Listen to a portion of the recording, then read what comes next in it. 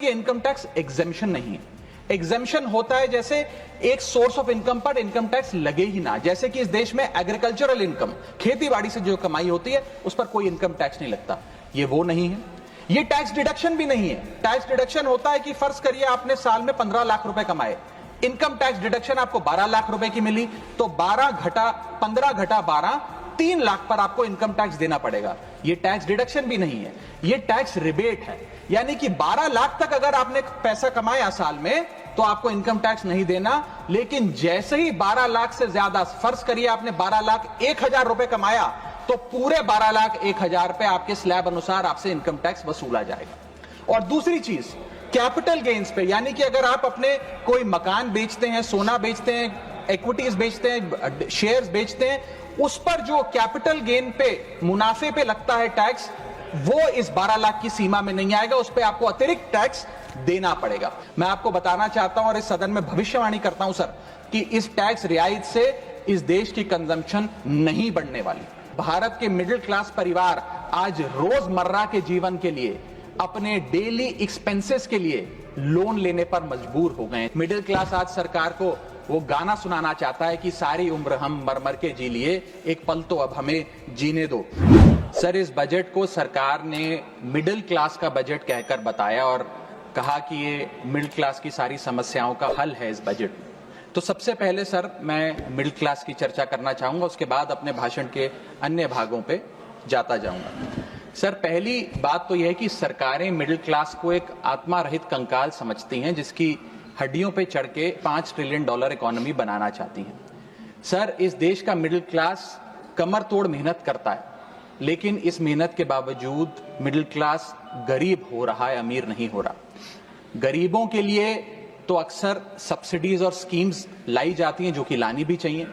अमीरों के लिए production linked incentives, rebate, tax incentives, न जाने क्या क्या लाया जाता है, लेकिन इस देश के मिडिल क्लास को कुछ हासिल नहीं होता। ऐसा लगता है कि सरकारें समझती हैं कि देश के मिडिल क्लास के ना सपने हैं ना अरमान है, लेकिन वो सोने का अंडा देने वाली वो मुर्गी है जिसकी गर्दन जब चाहे मरोड़ के टैक्स वसूल लिया जाए। इसी के चलते सर मैं कहना चाहता हूं कि इस देश में मांग यानी कि डिमांड इसलिए गिर रही है क्योंकि इस देश का मिडिल क्लास सिकुड़ रहा है। तमाम आंकड़े एफएमसीजी सेक्टर से लेके गाड़ी बेचने वाले कंपनियों की सेल्स के आप उठाकर देखेंगे तो वो आपको यही बताएंगे कि इस देश का मिडिल क्लास खर्च नहीं कर रहा, और खर्च इसलिए नहीं कर रहा क्योंकि उसकी जेब में आमदनी ही नहीं है। मिडिल क्लास खाली सेंसस के लिए नहीं है सर, उसके भी अपने अरमान हैं, उसके अपने सपने हैं। 1989 में यूनाइटेड स्टेट्स ऑफ अमेरिका में एक पिक्चर बनी थी जिसका नाम था Honey I shrunk the kids. मुझे लगता है भारत देश में वर्ष 2025 में पिक्चर बननी चाहिए, honey I shrunk India's middle class. Sir, मैं आपको साफ तौर पे बताना चाहता हूं कि मिडिल क्लास टैक्स उससे वसूला जाता है जैसे उससे किसी अधिकार से हम टैक्स ले रहे हैं और सुविधा उसको एहसान मुताबिक दी जाती है। सर, नेस्ले इंडिया के अभी आंकड़े आए जो इस देश की सबसे बड़ी एफएमसीजी कंपनियों में आता है। उस आंकड़ों में यह पता लगा कि 8 वित्तीय वर्षों में इस वर्ष सबसे कम ग्रोथ उन्होंने दर्ज कराई। और जब नेस्ले इंडिया के चेयरमैन से यह बात पूछी गई कि क्यों आप अपनी लोएस्ट ग्रोथ पर आ गए, तो नेस्ले इंडिया के चेयरमैन ने कहा कि भारत का मिडिल क्लास खरीद नहीं रहा, भारत का मिडिल क्लास सिकुड़ रहा है। मैं महंगी गाड़ी और महंगे मकानों की बात नहीं कर रहा सर, लेकिन सस्ती गाड़ी और सस्ते मकान जो मिडिल क्लास खरीदता है उनकी डिमांड घटती जा रही है, उसकी प्रोडक्शन घटती जा रही है, जिसका सीधा इंपैक्ट हमारी इकोनॉमी पर है। काफी चर्चा हुई सर सरकार द्वारा कि हम मिडिल क्लास के लिए 12 लाख की टैक्स रियायत लेकर आए। मैं सर बतौर चार्टर्ड अकाउंटेंट ये बताना चाहता हूं कि ना ही ये टैक्स एग्जेम्पशन है, ना ही ये टैक्स डिडक्शन है, ये एकमात्र टैक्स रिबेट है। इस रिबेट का स्वागत हम सब करते हैं, हम सबको खुशी हुई, लेकिन मैं आपको इन तीनों में फर्क बताना चाहता हूं और ये दिखाना चाहता हूं कि कैसे चोर दरवाजे से इंडियन मिडिल क्लास से अभी भी इनकम टैक्स वसूला जा रहा है। पहली चीज सर, ये इनकम टैक्स एग्जेम्पशन नहीं है। एग्जेम्पशन होता है जैसे एक सोर्स ऑफ इनकम पर इनकम टैक्स लगे ही ना, जैसे कि इस देश में एग्रीकल्चरल इनकम, खेती बाड़ी से जो कमाई होती है उस पर कोई इनकम टैक्स नहीं लगता। ये वो नहीं है। ये टैक्स डिडक्शन भी नहीं है। टैक्स डिडक्शन होता है कि फर्ज करिए आपने साल में 15 लाख रुपए कमाए, इनकम टैक्स डिडक्शन आपको 12 लाख रुपए की मिली, तो 15 घटा 12 3 लाख पर आपको इनकम टैक्स देना पड़ेगा। ये टैक्स डिडक्शन भी नहीं है, ये टैक्स रिबेट है। यानी कि 12 लाख तक अगर आपने पैसा कमाया साल में तो आपको इनकम टैक्स नहीं देना, लेकिन जैसे ही 12 लाख से ज्यादा, फर्ज करिए आपने 12 लाख 1,000 रुपए कमाया, तो पूरे 12 लाख 1,000 पे आपके स्लैब अनुसार आपसे इनकम टैक्स वसूला जाएगा। और दूसरी चीज, कैपिटल गेन्स पे, यानी कि अगर आप अपने कोई मकान बेचते हैं, सोना बेचते हैं, इक्विटीज बेचते हैं, शेयर्स बेचते हैं, उस पर जो कैपिटल गेन पे, मुनाफे पे लगता है टैक्स, वो इस 12 लाख की सीमा में नहीं आएगा, उस पे आपको अतिरिक्त टैक्स देना पड़ेगा। सर, लेकिन इस 12 लाख की रियायत से कितने लोगों को भारत देश में फायदा हुआ, यह भी समझने की आवश्यकता है। हम 140 करोड़ की आबादी वाले देश में रहते हैं, जिसमें मात्र 8 करोड़ लोग इनकम टैक्स की रिटर्न भरते हैं, और इन 8 करोड़ लोगों में से मात्र 3 करोड़ लोग इनकम टैक्स भी भरते हैं। यानी कि 8 करोड़ लोग इनकम टैक्स की रिटर्न भरते हैं, 5 करोड़ लोग जीरो इनकम दिखा के अपनी इनकम टैक्स की रिटर्न भरते हैं, जीरो टैक्सेबल इनकम, और उनसे कोई इनकम टैक्स नहीं वसूलती।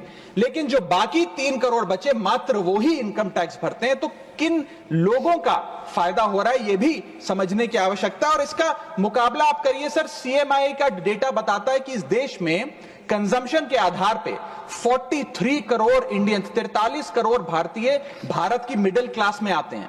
43 करोड़ में से मात्र 2 से 3 करोड़ लोगों को ही इसका फायदा होने जा रहा है। उसका हम स्वागत करते हैं, लेकिन बाकियों के लिए क्या?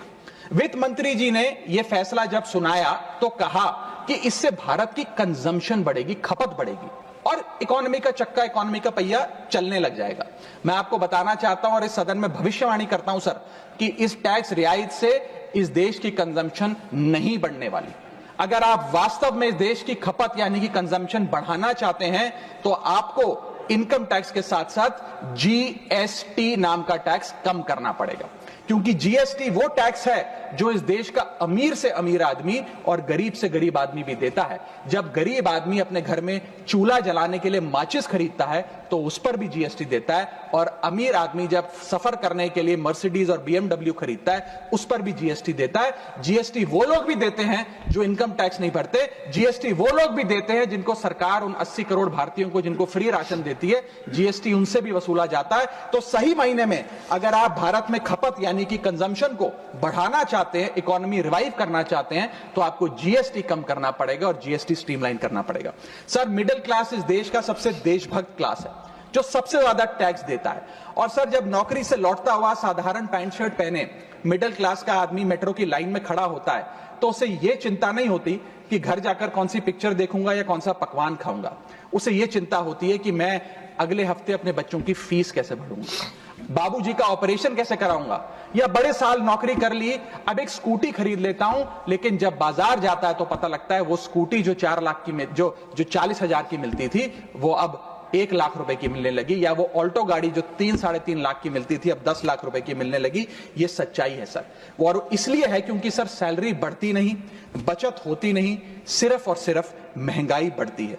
और सर, मैं ये भी आपको बताना चाहूंगा, रिपोर्ट्स बताती है, इकोनॉमिक सर्वे ऑफ इंडिया बताता है कि सैलरी औसतन मात्र 3% बढ़ी है पिछले वित्तीय वर्ष में, जबकि food inflation 10%, health care inflation 15%, और कंज्यूमर प्राइस इन्फ्लेशन और न जाने कितनी इन्फ्लेशन तो इनसे कहीं ज्यादा ऊपर आंकड़ों पर आज मंडरा रही है, लेकिन उसके मुकाबले सैलरी मात्र 3% बढ़ी। सर, देश का मिडिल क्लास एक बहुत बड़े डेट ट्रैप में भी फंसने जा रहा है। मैं ये भी भविष्यवाणी आज करना चाहूंगा, क्योंकि भारत का household debt to GDP ratio आज 40% पे खड़ा हो गया। सरल भाषा में बताऊं तो भारत के मिडिल क्लास परिवार आज रोजमर्रा के जीवन के लिए, अपने डेली एक्सपेंसेस के लिए लोन लेने पर मजबूर हो गए हैं, चाहे वो पर्सनल लोन हो, चाहे वो क्रेडिट कार्ड के जरिए हो, या चाहे वो अन्य प्रकार से फाइनेंशियल इंस्टीट्यूशन से ब्याज पर पैसा लेना हो। यानी कि जो सैलरी 1 तारीख को आती है, वो पहले ही आपके रोजमर्रा के जीवन में जो आपने खर्चा करने के लिए ब्याज पर पैसा लिया हुआ है, उसके भुगतान में लग जाती है, और इंडिया का मिडिल क्लास एक डेट ट्रैप में फंसता जा रहा है। ये लोन कोई मकान बनाने के लिए या दफ्तर खरीदने के लिए या एसेट क्रिएशन के लिए नहीं है, ये day to day expenses meet करने के लिए, जो भारत के मिडिल क्लास को एक डेट ट्रैप में खड़ा करता जा रहा है। सर, सैलरी तो 7 तारीख को आती है महीने की, लेकिन 1 तारीख को मकान मालिक आ जाता है दरवाजे पे दरवाजा खटखटाने की किराया दो। और सारी उम्र काम करने के बाद एक मिडिल क्लास का आदमी सोचता है कि अंत में रिटायरमेंट के समय एक छोटा सा अपना मकान, जमीन खरीद के मकान बनाऊंगा। जमीन खरीद के मकान बनाना तो छोड़िए सर, आज रियल एस्टेट के प्राइसेस आपकी अर्निंग्स, मिडिल क्लास की अर्निंग्स के मुकाबले इतने ज्यादा हैं कि रिटायरमेंट 2-3 जन्म काम करने के बाद, रिटायरमेंट लेने के बाद भी शायद वो 2 BHK अपार्टमेंट भी नहीं खरीद पाएगा। इसीलिए मिडिल क्लास आज सरकार को वो गाना सुनाना चाहता है कि सारी उम्र हम मर मर के जी लिए, एक पल तो अब हमें जीने दो। सच्चाई यह है सर कि मिडिल क्लास के घरों में जब कभी शादी का कार्ड आता है तो चिंता हो जाती है कि सगन में कितना पैसा देना पड़ेगा और साथ ही साथ नया सूट सिलवाना पड़ेगा, ट्रेन का खर्चा हो जाएगा, एटसेट्रा।